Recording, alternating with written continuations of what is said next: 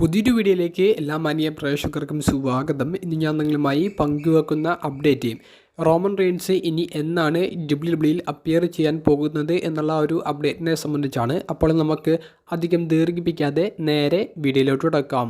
നിലവിലെ undisputed WWE universal ചാമ്പ്യനായ Roman റെയിൻസിൻ്റെ അടുത്ത അപ്പിയറൻസ് എന്നായിരിക്കും എന്നുള്ളതിനെ സംബന്ധിച്ചുള്ള ഒരു അപ്ഡേറ്റ് നമുക്കിപ്പോൾ ലഭിച്ചിട്ടുണ്ട്. ഈ ശനിയാഴ്ച നടക്കാൻ പോകുന്ന സ്മാക്ഡൗൺ എപ്പിസോഡിൽ റോമൻ റെയിൻസ് അപ്പിയർ ചെയ്യുമെന്നാണ് നമുക്ക് അറിയാൻ സാധിച്ചിരിക്കുന്നത്. റോമൻ റെയിൻസിൻ്റെ റോഡ് ടു റസൽമേനിയ ആരംഭിക്കുന്നതും ഈ ഒരു സ്മാക്ഡൗൺ എപ്പിസോഡിലൂടെ ആയിരിക്കുമെന്നുള്ളതും WWE കൺഫേം ചെയ്തിട്ടുണ്ട്. കൂടാതെ കോഡി റോഡ്സും സ്മാക്ഡൗണിൽ അപ്പിയർ ചെയ്യുമെന്നുള്ളത് കോഡി റോഡ്സും സ്ഥിരീകരിച്ചിട്ടുണ്ട്. കോഡി റോഡ്സിൻ്റെ മനസ്സിൽ എന്താണ് എന്ന് ചോദിച്ചുകൊണ്ട് എക്സ് എന്ന് പറയുന്ന സോഷ്യൽ മീഡിയ പ്ലാറ്റ്ഫോമിൽ ഒരു ട്വീറ്റ് സെത്ത് പങ്കുവച്ചിരുന്നു.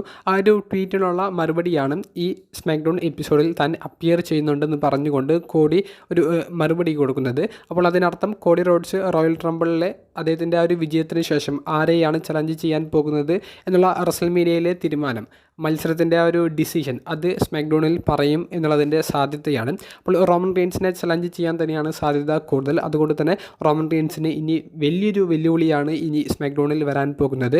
റോഡ് ടു റസൽമേനിയ ആരംഭിക്കുന്ന ആ ഒരു ദിവസത്തിൽ തന്നെ റോമൻ റെയിൻസിൻ്റെ റസൽമേനിയ എതിരാളിയെയും അവർ ഒഫീഷ്യലി കൺഫേം ചെയ്യുകയും ചെയ്യും. അപ്പോൾ റോമൻ റെയിൻസും കോഡി റോഡ്സും ഫേസ് ടു ഫേസ് വരുന്ന ഒരു സെഗ്മെൻറ്റ് നമുക്ക് ഈ ശനിയാഴ്ച കാണാൻ സാധിക്കും. മറ്റൊരു ചെറിയൊരു അപ്ഡേറ്റ്, ഏറ്റവും അവസാനമായി കഴിഞ്ഞ റോ എപ്പിസോഡിൻ്റെ റേറ്റിംഗ്സിനെ സംബന്ധിച്ചുള്ളതാണ്.